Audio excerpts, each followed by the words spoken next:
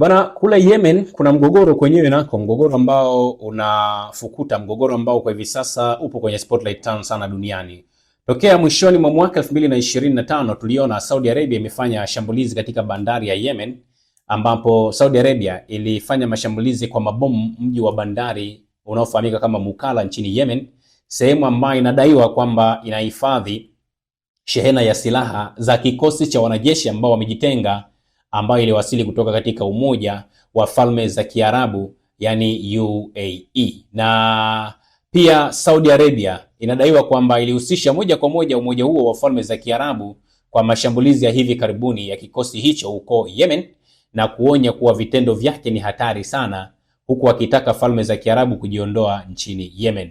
Baadaye vikosi vya Yemen ambavyo vilipinga na kundi la Wahouthi vilitangaza hali ya hatari na kusitisha ushirikiano wake na Falme za Kiarabu na kuamuru vikosi vyote vya umoja huo ndani ya ardhi yake kuondoka katika kipindi cha masaa 24 vya mpaka katika maeneo ambayo wanayashikilia, pamoja na viingilio katika viwanja vya ndege na bandari, isipokuwa vile ambavyo vimeruhusiwa na Saudi Arabia. Hata hivyo, baadaye tukaona Falme za Kiarabu hawakutoa taarifa yoyote juu ya jambo hilo ambalo lilitokea. Hiyo ilikuwa ni moja kati ya eneo ambalo tuliona Falme za Kiarabu pamoja na kule Yemen wameingia kwenye mgogoro huo. Baadaye, baada ya kuwa Umoja wa Falme za Kiarabu kuwa umeondoa vikosi vyake vilivyobaki Yemen, baada ya Saudi Arabia kutaka vikosi hivyo viondoke. Sasa baada ya Saudi Arabia kutaka vikosi hivyo viondoke katika nchi hiyo, ambao ndio inatajwa kwamba ni nchi maskini katika ile rasi ya Uarabuni, Umoja wa Falme za Kiarabu ulisema kwamba unaondoa vikosi vyake vilivyobaki Yemen baada ya Saudi Arabia kuwa wameamuru vikosi hivyo viweze kuondoka pale. Umoja wa Falme za Kiarabu ukasema utaondoa vikosi vyake vilivyobaki nchini Yemen, na ilikuwa ni inafuatia hilo sharti ambalo lilitolewa na Saudi Arabia kutaka vikosi hivyo viondoke katika kipindi cha masaa 24, huku mvutano ukiongezeka kuhusu mashambulizi makali ambayo yanafanywa na waasi wanaopigania kujitenga ambao wanaungwa mkono na Abu Dhabi. Na Wizara ya Ulinzi ya Falme za Kiarabu ikasema inaviondoa vikosi vya kupambana na ugaidi kwa hiari yao. Abu Dhabi baadaye ikakanusha kuhusika na mashambulizi ambayo yanafanywa na hao waasi. Although baadaye tukaona baraza la rais la Yemen na Saudi Arabia, ambaye ni hasimu wa Falme za Kiarabu katika nchi hiyo maskini zaidi ya rasi ya Uarabuni, wote walitaka wanajeshi wa Falme za Kiarabu waondoke, ambapo waziri wa mambo ya nje wa Marekani Marco Rubio pia alizungumza na mawaziri wenzake wa Saudi Arabia na Falme za Kiarabu, ambao wote ni washirika muhimu kwa Marekani. Kabla ya Jumanne ya wiki iliyopita, muungano unaoongozwa na Saudi Arabia unaopambana na waasi wa Houthi wa Yemen walikuwa wameshambulia shehena ya Falme za Kiarabu katika hiyo bandari ya Mukalla, ukisema ilikuwa imebeba silaha kwa ajili ya waasi ambao wanataka kujitenga, madai ambayo Falme za Kiarabu walikuwa wameyakataa. Kwa hiyo manake ikawa sasa kuna mgogoro ambao unafukuta kati ya Falme za Kiarabu pamoja na Saudi Arabia na hiyo Yemen. Tukakaa kidogo tukamsikia gavana wa mkoa wa Hadramaut wa Yemen anayeungwa mkono na Saudia akasema ataanzisha operation ya amani ya kuchukua tena udhibiti wa maeneo ya kijeshi kutoka katika kundi la wapiganaji linalojiita Baraza la Mpito la Kusini. Gavana huyo akasisitiza kwamba hatua hiyo si tangazo la vita. Serikali ya Yemen inayoungwa mkono na Saudi Arabia ikatangaza kuwa gavana wa Hadramaut anayefahamika kama Salem Ahmad Said Al-Qunbash ndiye ataviongoza vikosi vya ulinzi wa kimataifa katika jimbo la Mashariki na kumpa mamlaka kamili ya kijeshi, kiusalama na kiutawala katika kile ambacho alikisema ni hatua ya kurejesha usalama na utulivu katika eneo hilo. Hatua hiyo inaashiria ongezeko la hivi karibuni la mvutano nchini Yemen unaoshuhudiwa kati ya mataifa ya Ghuba yenye nguvu na ushawishi ya Saudi Arabia na Umoja wa Falme za Kiarabu ambayo yanaziunga mkono pande pinzani. Mvutano ambao umekuwa ukishika kasi tangu Disemba mwaka jana, as I told you, ambapo Umoja wa Falme za Kiarabu unaungwa mkono na wapiganaji wa STC ambao mwezi uliopita walifanikiwa kuchukua udhibiti maeneo makubwa ya kusini mwa Yemen ambayo awali yalikuwa mikononi mwa serikali ambayo inatambuliwa kimataifa inayoungwa mkono na Saudi Arabia, ambayo inaichukulia hatua hiyo kama tishio kubwa la kiusalama. Wiki iliyopita Umoja wa Falme za Kiarabu ulitangaza kuviondoa hivyo vikosi vyake ambavyo vilisalia kule Yemen baada ya hilo tamko ambalo lilitolewa na Saudi Arabia, kwa maana ya tamko la kuondoa vikosi hivyo. Mashambulizi baada ya kuwa yametokea sasa, ikatokea taarifa kwamba wapiganaji 7 wa kundi la waasi wanaotaka kujitenga waliuawa katika mashambulizi ya angani, huku muungano unaoongozwa na Saudi Arabia nchini Yemen ukijibu mashambulizi makali dhidi ya baraza la mpito la kusini hilo STC. Vifo hivyo vilikuwa ni vifo vya kwanza kutokana na mashambulizi ya muungano wa kijeshi tangu kundi lililotaka kujitenga la STC lilipoyateka maeneo ya mikoa ya Hadmar pamoja na Maghra mwezi uliopita. Saudi Arabia na Falme za Kiarabu kwa miaka mingi zimeunga mkono makundi hasimu katika maeneo ambayo yanaendeshwa na serikali ya Yemen, lakini mashambulizi ya STC na kuyaacha madola hayo mawili ya Ghuba yenye utajiri wa mafuta yakiwa katika hali ya kutoelewana.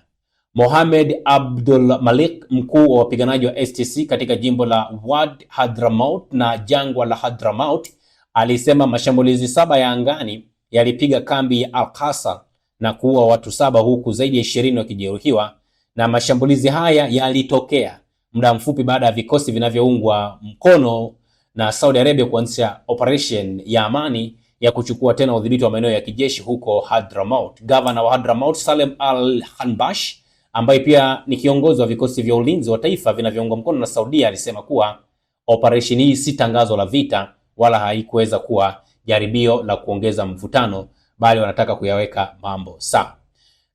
Kadri siku zinavyozidi kwenda, taarifa zikawa zinasogea. Saudi Arabia wakatoa wito kufanyika mazungumzo kati ya makundi hasimu kusini mwa Yemen, huku kukiwa na mapigano katika hilo jimbo la Hadramaut ambalo lina utajiri mkubwa sana wa rasilimali. Kwa hapo kinachopiganiwa ni rasilimali.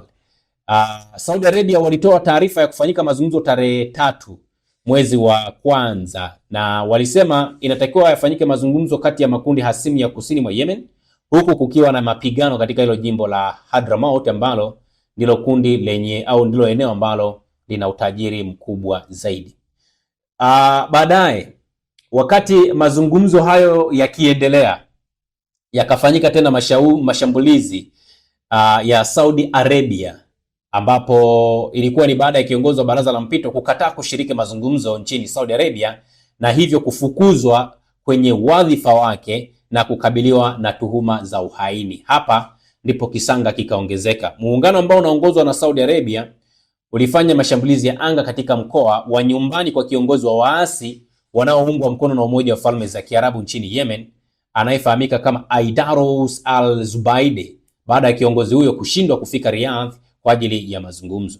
Muungano huo ukasema ulimpa al-Zubaidi muda wa saa 48 afike Riyadh kufuatia kundi lake la baraza la mpito la kusini STC kutoa maeneo makubwa mwezi uliopita. Hata hivyo, al-Zubaidi hakupanda ndege iliyokuwa imebeba ujumbe wake, hatua ambayo ilivisukuma vikosi vya muungano wa kijeshi kushambulia jimbo la Al-Dale vikituhumu kuandaa vikosi vikubwa vya kijeshi katika eneo hilo. Baadaye baraza la uongozi la Rais PLC likiongozwa na Rashad Al-Alim lilitangaza kumvua al-Zubaidi wadhifa wake, wakimtuhumu kwa uhaini, kudhoofisha jeshi na uchumi wa taifa pamoja na kuunda kundi la wapiganaji. Na sasa mvutano huu umeibua hofu kwamba mji wa Aden huenda ukatumbukia katika ghasia kubwa sana, kwa sababu ndiko kunakoaminika kwamba huenda huyo mwamba ambaye wanamtafuta, ambaye anatoka katika kundi hilo, anaweza akawa ameenda huko.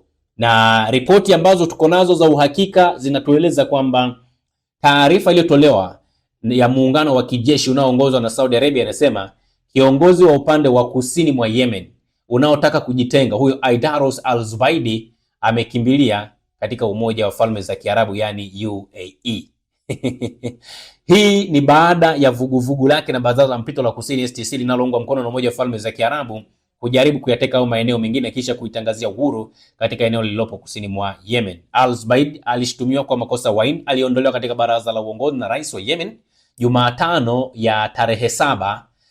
Na wakati huo muungano wa kijeshi unaoongozwa na Saudia ulishambulia kwa mabomu mkoa wake wa kusini baada ya yeye kushindwa kufika mjini Riyadh kuhudhuria mazungumzo. Umoja wa Falme za Kiarabu bado hajatoa tamko lolote mpaka sasa, lakini mashambulizi ya STC mwezi uliopita yalileta msukosuko mpya katika nchi ya Yemen ambayo imegawanyika na kufichua mpasuko mkubwa kati ya washirika waliopo katika Ghuba, Saudi Arabia pamoja na Umoja wa Falme za Kiarabu. Kwa hiyo hawa ni watu ambao wao wenyewe wanapigana, ni watu ambao wanajuana vizuri sana, lakini kuna terms tu ambazo wamepishana, na ndio maana ni mgogoro fulani ambao ninajaribu kutazama katika engo ya kidiplomasia. Ni kwamba kuna uwezekano mkubwa sana mataifa haya yaliyopo katika ukanda wa Ghuba, Saudi Arabia pamoja na Umoja wa Falme za Kiarabu wanaweza wasitawalike tena, na imani yangu inachoniambia ni kwamba hao STC au hili baraza la mpito la kusini, ukiachilia mbali kwamba linaungwa mkono na UAE, nyuma yake lazima kuna watu ambao wanataka kuvuruga amani katika ule ukanda wa Ghuba, Saudi Arabia na Falme za Kiarabu, ili wachomeke mkono wao pale, na wakichomeka mkono wao pale, wao ndio watakuja kuanza kutoa maamuzi ya nini kinachotakiwa kufanyika katika ule ukanda wa Ghuba, Saudi Arabia pamoja na Falme za Kiarabu. Kwa dunia inaendelea kutokuwa katika eneo kwenye stability. Sasa hivi dunia inazidi kuwa katika eneo ambalo lina changamoto. Kila pembe ya dunia unaona sasa hivi kuna migogoro. Tazama Asia kuna migogoro, Ulaya kuna migogoro, Amerika kuna migogoro, Afrika kuna migogoro. Kwa hiyo dunia nzima imezungukwa na migogoro, na migogoro sio midogo, ni migogoro mizito mikubwa ambayo kama busara za kawaida hazitatumika, tunaweza tukajikuta tunatumia muda mwingi sana kumtengeneza mtu ambaye yeye atakuja nyuma ya migogoro na kujifanya kuwa yeye ni mpatanishi. Usisahau kusubscribe, like na kubonyeza alama ya kengele. Asante.